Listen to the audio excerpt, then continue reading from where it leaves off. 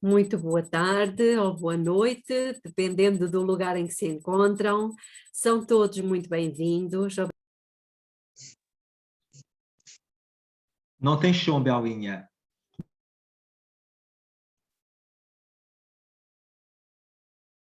Então, boa tarde ou boa noite, dependendo do lugar em que se encontram. São todos muito bem-vindos e estamos felizes de podermos estar juntos novamente. Temos muito prazer em ver-vos, em rever-vos, e vamos dar início então à nossa palestra número 41, que é no fundo a continuação e ao mesmo tempo o fecho do nosso tema base, que, como sabem, tem por título... alguém se lembra do título? Quem subsistirá, não é? Quem subsistirá entre os escolhidos, eleitos e fiéis, os 144 mil.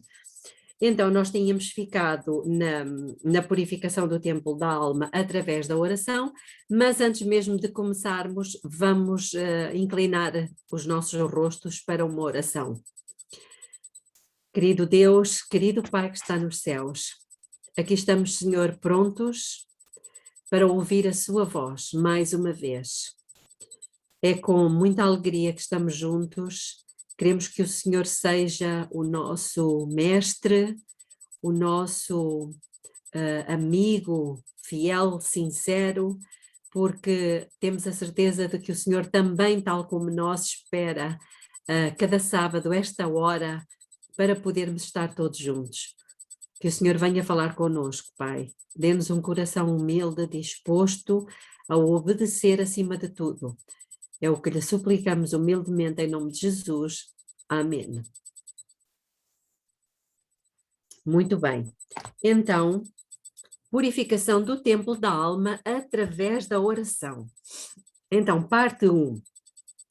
Purificação. Primeiro, é importante sempre iniciarmos a oração louvando a Deus pelo que Ele é e pelas bênçãos que Ele tem derramado em nosso favor nas últimas 24 horas, ou ao longo da vida.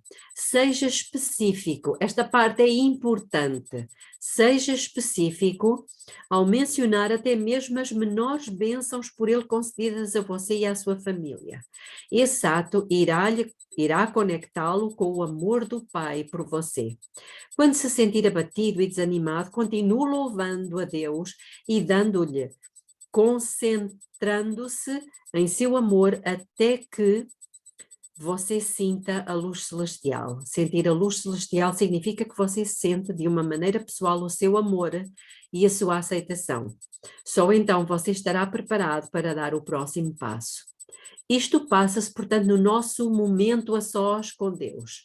Segundo passo, então, peça ao Pai Celestial que Ele lhe revele todo o pecado. Lembranças dolorosas, comportamentos, pensamentos, sentimentos, mágoas ou ressentimentos pecaminosos negativos que podem estar abrigados no seu coração. Peça-lhe para revelar a raiz desses pecados, onde e como eles começaram.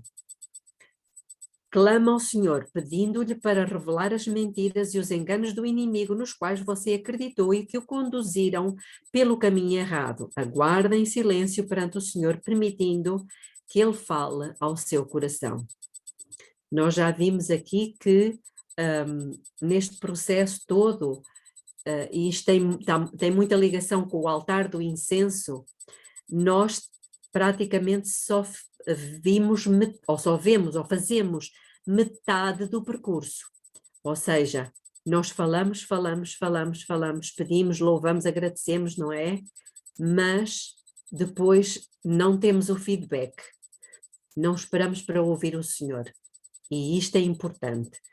Você pode reivindicar promessas como Daniel 2:22, que ele revela o profundo e o escondido, conhece o que está em trevas e com ele mora a luz. Portanto, quando nós pedimos a Deus que realmente nos revele aquelas raízes de amargura que às vezes podem existir no nosso coração, ou então, eu não sei se já vos aconteceu, mas a mim acontece-me com alguma frequência eu estar bem, mas sem perceber porquê, alguma coisa me perturba, há uma sensação de perda de paz, e por vezes já tenho pedido a Deus: Senhor, o que é que está a acontecer? O que é que foi que deu origem a este estado?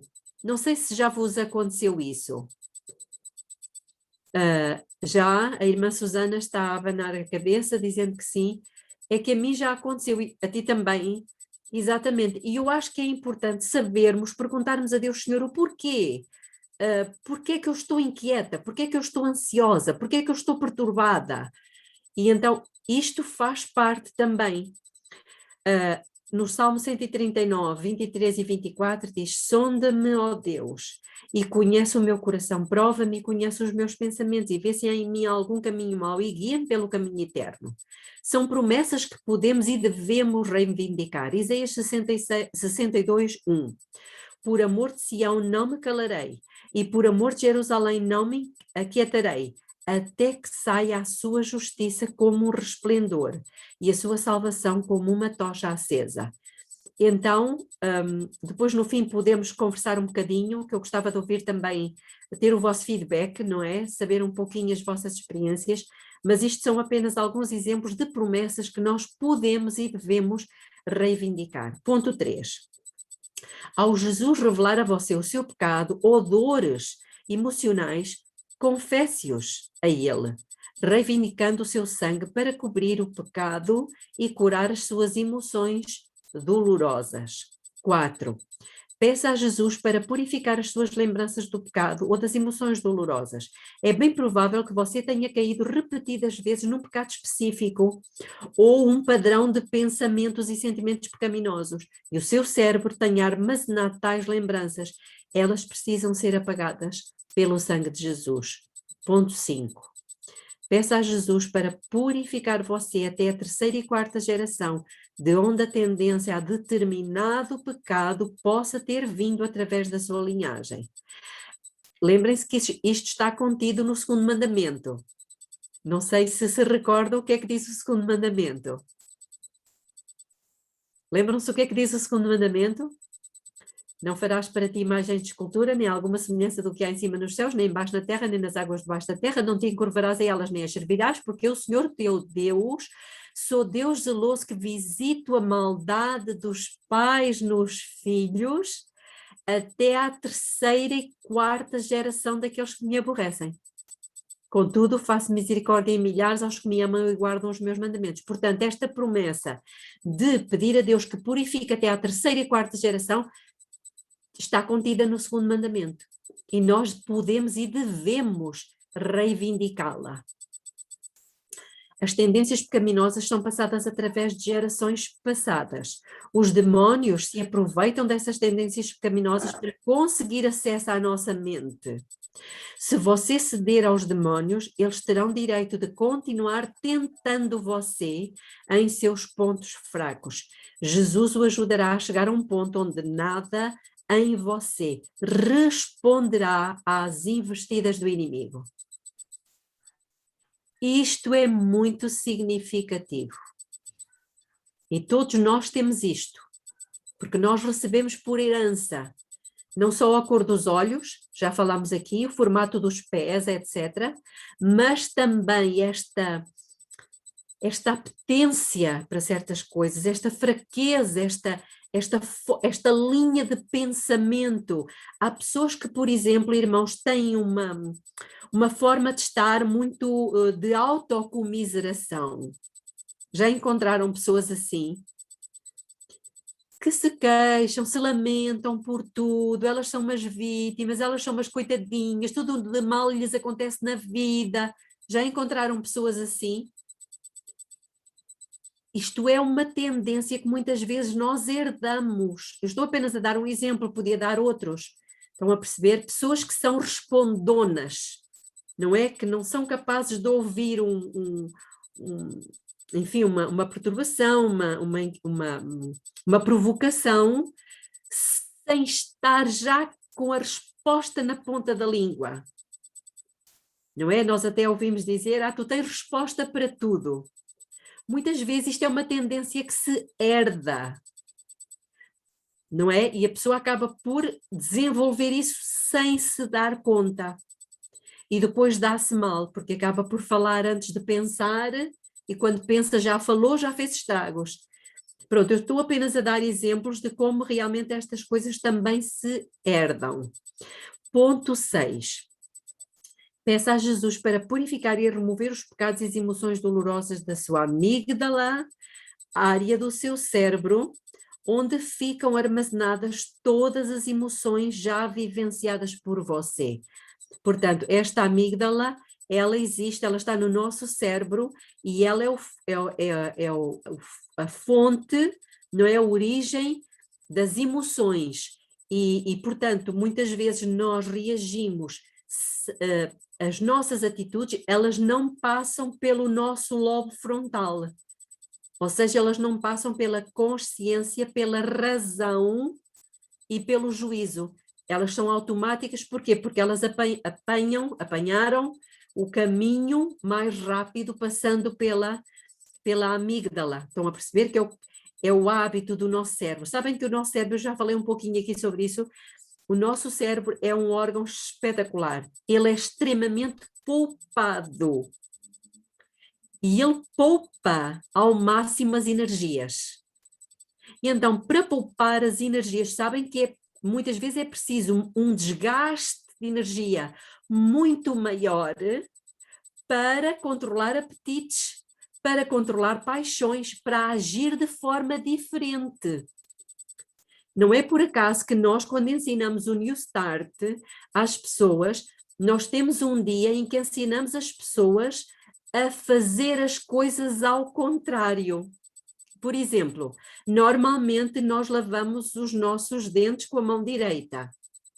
Então nós dizemos à pessoa para naquele dia lavar com a mão esquerda.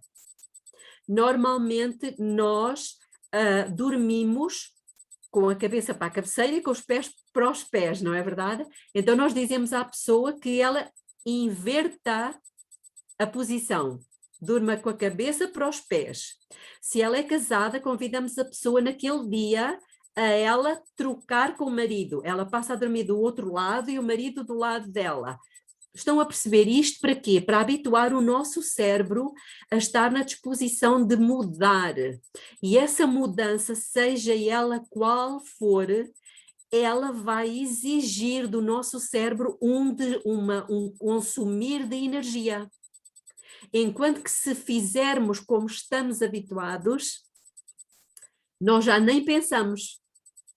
Nós estamos em modo automático. E o cérebro é assim que ele funciona. Estou-me a fazer perceber, estou-me a fazer entender. Então, uma pessoa que habitualmente por exemplo, estão-lhe a dizer qualquer coisa e a pessoa tem o hábito de não responder, porque está noutra onda, essa pessoa, ela vai precisar de mudar esse hábito. E para mudar esse hábito, ela precisa de um consumo maior de energia do cérebro, percebem? Porque é uma mudança, é um caminho novo que ela não está habituada. Pronto, então é o que se passa entre a amígdala, não é? As emoções que passam diretamente, porque a pessoa está habituada a reagir daquela forma e já nem pensou quando agiu. Ok, ponto 7. Peça a Jesus para limpar ou purificar os seus livros do céu, onde o pecado e a memória deles foram registados. Ponto 8. Peça a Jesus para cobrir você com o seu manto de justiça e com a perfeição da sua vida. Encontre nas Escrituras passagens que revelam a maneira como Jesus agia diante de situações semelhantes e como ele se sentia. Ponto 9. Peça a Jesus para apagar os pecados e colocá-los sobre a cabeça do bode expiatório, Satanás. Ponto 10. Neste ponto da oração é importante pedir a Jesus que expulse os demónios que têm controlado a sua vida e levado você cativo com as suas tentações, mentiras e promessas vazias, lançando-os no abismo até o julgamento final. E assim, os pecados e seus efeitos sejam purificados para sempre, para nunca mais virem à mente. Peça a Cristo para trazer a inimizade concedida por Deus entre você e Satanás, segundo Gênesis 3:15. Lembre-se que é imprescindível ter sempre amor, alegria e paz, ou seja, o fruto do Espírito em seu coração. Todas as vezes que manifestamos emoções pecaminosas, como o medo, raiva, a ansiedade, a tal perturbação que eu vos falava há pouco, naquele momento nos colocamos sob a influência de um espírito maligno ou demónio. Satanás está por trás de toda a emoção pecaminosa que alguém possa experimentar. Parte 2. Portanto, até aqui estamos a ver a purificação da alma. Como é que ela se faz? Existe este processo. Recriação e restauração. Ponto 1. Peça a Jesus para recriar e restaurar em você o plano perfeito que tinha em mente quando lhe concedeu, bem como reparar o dano causado pelo pecado na sua mente e emoções. Você pode reivindicar as promessas referentes ao plano de Deus para você e sua vida. Por exemplo, no Salmo 139, versículo 16, diz: os teus olhos viram o meu corpo ainda informe, e no teu livro todas estas coisas foram escritas, as quais em continuação foram formadas, quando nem ainda uma delas havia. Jeremias 29, 11. Porque eu bem sei os pensamentos que tenho a vosso respeito, diz o Senhor, pensamentos de paz e não de mal, para vos dar o fim que esperais. Portanto, são promessas que nós podemos e devemos reivindicar. Ponto 2. Peça a Jesus que firme você na sua verdade e escreva a sua lei no seu coração. Isto é alguma coisa mesmo que só Deus pode fazer. Reivindicando promessas específicas que tratem do pecado ou de emoções dolorosas. Peça a Jesus para cumprir a promessa da aliança ao recriar o caráter dele em você à medida que ele escreve a sua lei de amor, os 10 mandamentos, no seu coração. Você pode reivindicar, por exemplo, as promessas de Hebreus 8, 10 e 11, que nós conhecemos muito bem e que vem lá de Jeremias, não é? No capítulo 33, então diz: é muito importante ter Deus guiando você a textos específicos das Escrituras que abordem áreas da sua vida já confessadas. A área purificada necessita agora ser preenchida com a palavra de Deus. Isto faz-me lembrar um pouco aquela situação que Jesus contou, lembram-se? Da pessoa que tinha varrido a sua casa, não é? Tinha expulsado aquele demónio e a casa estava toda limpinha, mas vazia. E depois Satanás veio com mais 7 demónios e o seu estado foi muito pior do que o primeiro. O que é que isto quer dizer?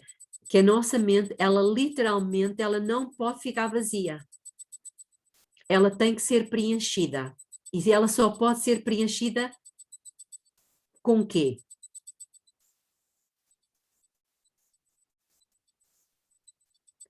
Espírito Santo? A palavra de Deus.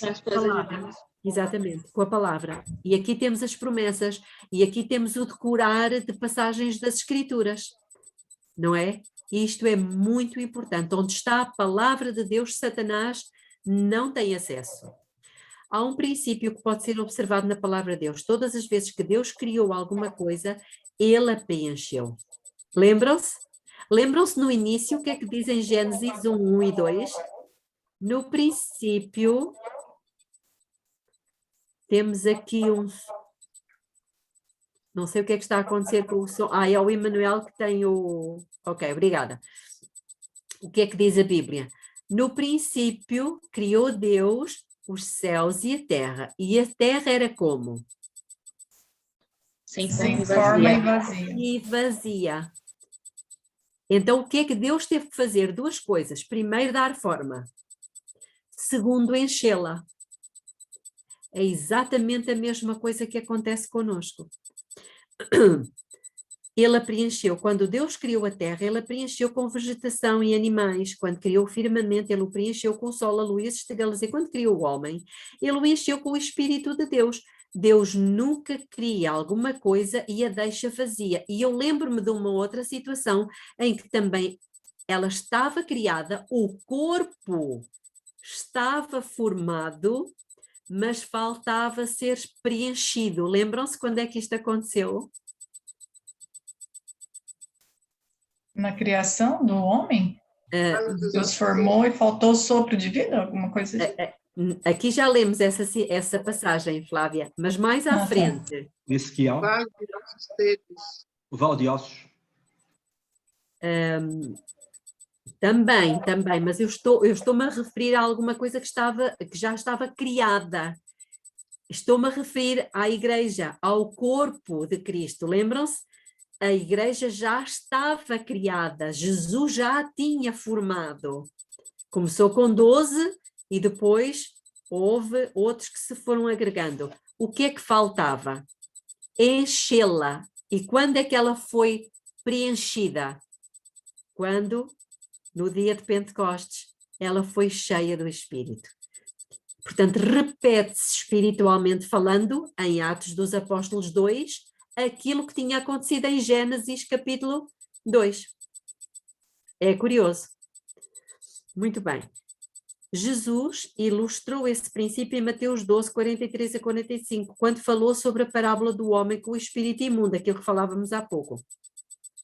O espírito imundo retornou ao homem e, tendo encontrado a sua casa limpa e vazia, levou 7 outros espíritos com ele. Vemos assim a importância de ter o templo da alma purificado e preenchido com a palavra de Deus e o seu espírito. Irmãos, é alguma coisa que talvez não tenhamos o hábito de fazer, mas ao longo do dia precisamos adquirir este hábito de ir mastigando, não uma chiclete, não reboçado, mas a palavra do Senhor. Sabem que foi dessa forma que eu decorei muitas coisas na Bíblia. Os 10 mandamentos, por exemplo, eu decorei-os assim. Pouco a pouco, um por um, e nós podemos e devemos decorar. As bem-aventuranças, por exemplo, o Salmo 23, por exemplo, enfim, eu tenho outras passagens decoradas das Escrituras que eu gosto muito, Filipenses 2, 5 a 11. Enfim, passagens que os irmãos gostem e que precisamos manter na nossa mente e cada vez adquirir mais, não é? Agregar cada vez mais passagens. Ponto 3. Peça a Jesus para conceder a você a plenitude do Espírito Santo, a chuva serôdia. Somos dependentes do Espírito Santo para cada aspecto da nossa vida. Mas, diz em João 14, 26, aquele Consolador, o Espírito Santo que o Pai enviará em meu nome, esse vos ensinará todas as coisas e vos fará lembrar de tudo quanto eu vos tenho dito. Estamos agora vivendo no período da chuva serôdia que Deus está pronto a derramar sobre o seu povo que estiver purificado de todo o pecado. Ponto 4. Peça a Jesus para lembrar você das suas promessas quando enfrentar tentações. Peça-lhe para ajudar você a ouvir e a seguir a sua voz mansa e suave. Gentilmente admoestando você a não ter pensamentos pecaminosos nem alimentar sentimentos errôneos. Isaías 30, 21. E os teus ouvidos ouvirão a palavra do que está por detrás de ti, dizendo: este é o caminho, andai nele, sem vos desviardes nem para a direita nem para a esquerda. Irmãos, lembram-se que o caminho, onde é que está o caminho?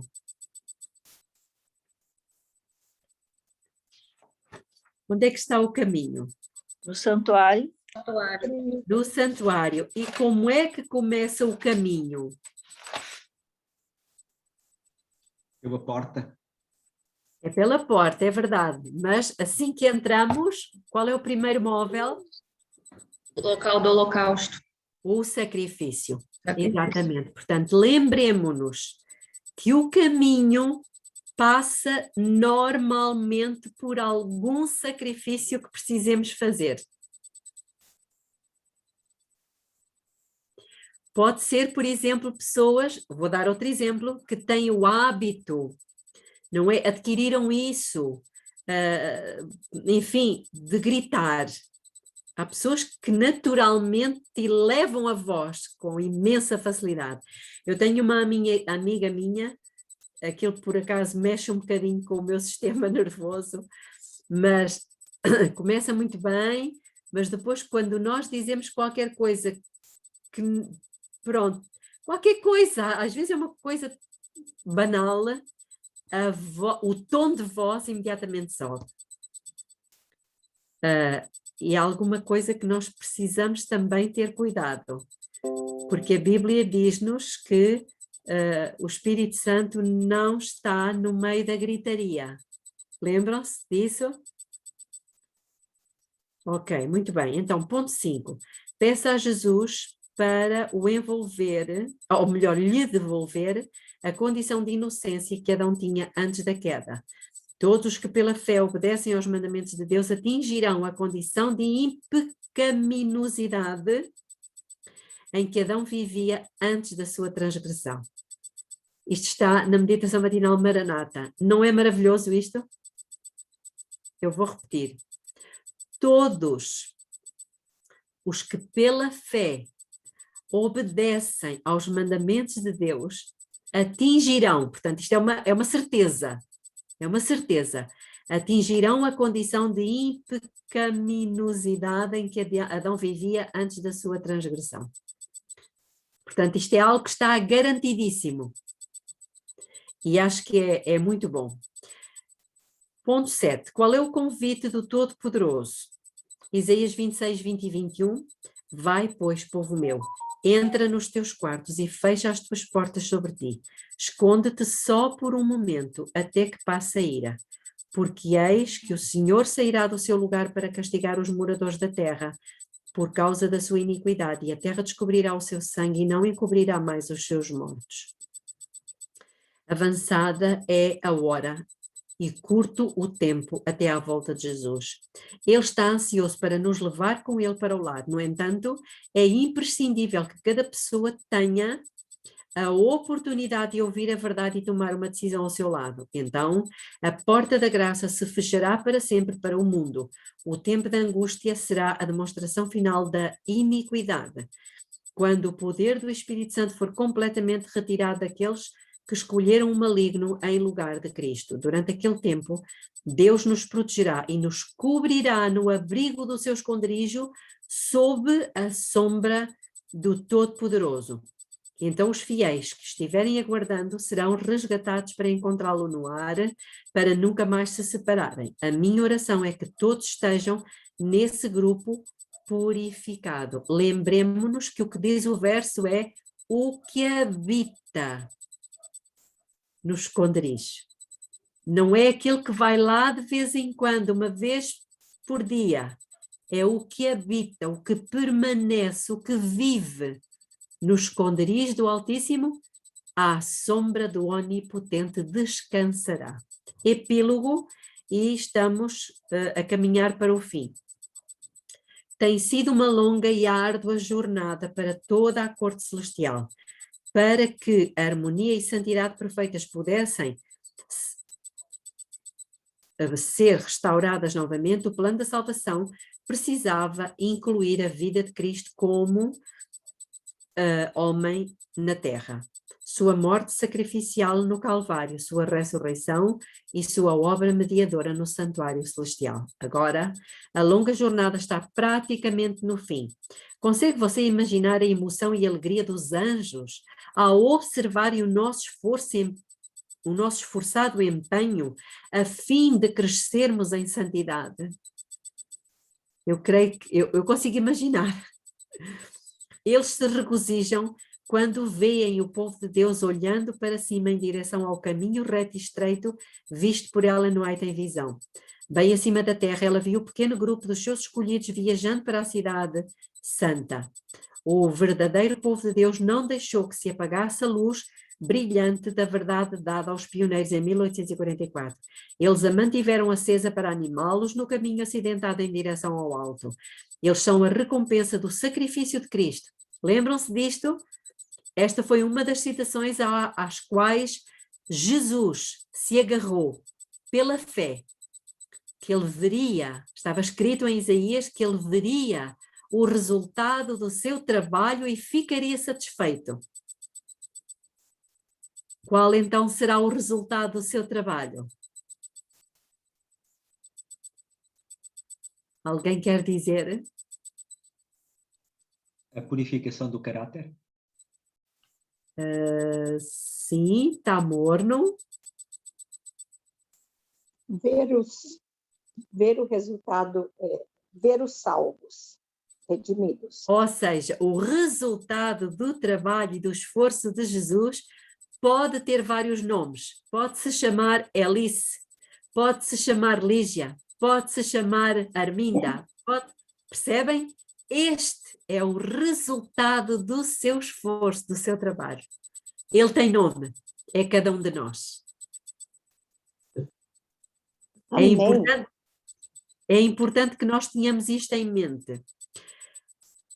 Esses são a recompensa do sacrifício de Cristo e dos séculos de serviço incansavelmente realizados pelos seus anjos leais. Finalmente, estamos preparados para ser a noiva de Cristo.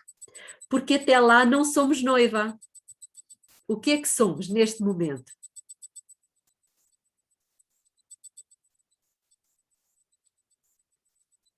O que é que somos? Neste momento não somos noiva, somos o quê? Convidados. Muito bem, somos os convidados, aqueles que pela fé, porque as bodas estão a acontecer neste momento, já tínhamos falado nisto, lembram-se? As bodas estão a acontecer neste momento, irmãos, e elas acontecem no céu, e nós estamos na terra. Portanto, Ellen White diz no Grande Conflito que se nós somos convidados, não podemos ser a noiva. Nós, neste momento, somos os convidados para assistir às bodas pela fé. Pela fé, seguimos o noivo e estamos participando das bodas. Aqueles que participarem pela fé nas bodas irão, sim, participar ao vivo e a cores à ceia das bodas. Percebem? Por isso Jesus diz, eis que estou à porta e bato. Aquele que ouvir e abrir, entrarei em sua casa e com ele cearei. Essa é a ceia das bodas, da qual nós participaremos. Temos um jantar preparado e 100% vegano. Quem neste momento ainda não optou por este tipo de alimentação, não está a preparar-se para essa ceia, meus queridos. Vai chegar lá, vai coçar a cabeça e vai dizer, eu não gosto destas coisas. Pois é. Finalmente estamos preparados para ser a noiva de Cristo. Aleluia, pois já o Senhor Deus Todo-Poderoso reina. Regozijemo-nos e alegremo-nos e demos-lhe glória, porque vindas são as bodas do Cordeiro e já a sua esposa se aprontou. Resumo da oração de purificação do templo da alma. Parte 1, purificação. Ponto 1. Começa a sua oração louvando a Deus, dando graças a Ele através do reconhecimento de bênçãos específicas recebidas especialmente durante as últimas 24 horas. Ponto 2. Peça a Deus para lhe revelar qualquer coisa que possa ter causado separação entre você e Ele. Comportamentos ilícitos, pensamentos negativos, sentimentos pecaminosos, desejos errôneos, críticas, ressentimento ou amargura ou mesmo memórias dolorosas. 3. Uma vez revelados, eu acho que isto era uma coisa que merecia ser colocada num papelinho, não é verdade? E termos sempre à mão quando estamos no nosso momento a sós com Deus. Quem sabe vamos começar a fazer isto. Ponto 3. Belinha. Sim. Belinha. Sim. No livro, isso é uma página separada, só ela, para se poder fazer uma cópia e colocar dentro da Bíblia. Muito obrigada, é exatamente isso. Ponto 3. Uma vez revelados o seu pecado, as suas emoções dolorosas, confesse-os. Esta verbalização é muito importante. Ainda hoje na escola sabatina falávamos disso, não é verdade? É muito importante. Confesse-os, reivindicando o sangue de Jesus para cobrir o pecado e curar as emoções dolorosas. 4. Peça a Jesus para purificar as suas memórias do pecado e das emoções pesarosas. 5. Peça a Jesus para purificar as suas memórias do pecado até à terceira e quarta geração, onde a tendência para determinado pecado tenha se originado passando através da sua linhagem. 6. Peça a Jesus para purificar as suas memórias do pecado e remover as emoções dolorosas da sua amígdala. 7. Peça a Jesus para purificar os seus livros no céu, onde o pecado foi registado. 8. Peça a Jesus para lhe cobrir com o seu manto da justiça. 9. Peça a Jesus para apagar o pecado e colocá-lo sobre a cabeça do bode expiatório. 10. Conclua a sua oração, rogando a Jesus que lance fora todos os demónios associados àquele pecado, enviando-os para o abismo, e lá os retendo até o dia do julgamento para nunca mais voltarem. Parte 3. Recriação e restauração. 1. Peça a Jesus para recriar / restaurar você de acordo com o plano original registado nos seus livros. Irmãos, e vai efetivamente haver uma restauração. Não é por acaso que cada um de nós vai receber de Jesus uma pedrinha branca com quê? Novo nome. O novo nome. Vai se repetir em cada um de nós o que aconteceu com Jacó. Eu estou curiosa de saber qual vai ser o meu novo nome. A sério, mas isto são cenas do próximo capítulo, não é? Vamos ter que esperar até lá. Ponto 2. Peça a Jesus para firmar você na sua verdade e escrever a sua lei em seu coração, reivindicando promessas específicas que se refiram ao seu pecado ou às emoções dolorosas. 3. Peça a Jesus para lhe dar plenitude do Espírito Santo. Chuva Seródia. 4. Peça a Jesus para o lembrar das suas promessas quando enfrentar tentações. 5. Peça a Jesus para lhe devolver a condição de impecaminosidade em que Adão vivia antes da queda. Terminamos o nosso estudo em tempo recorde, desta vez.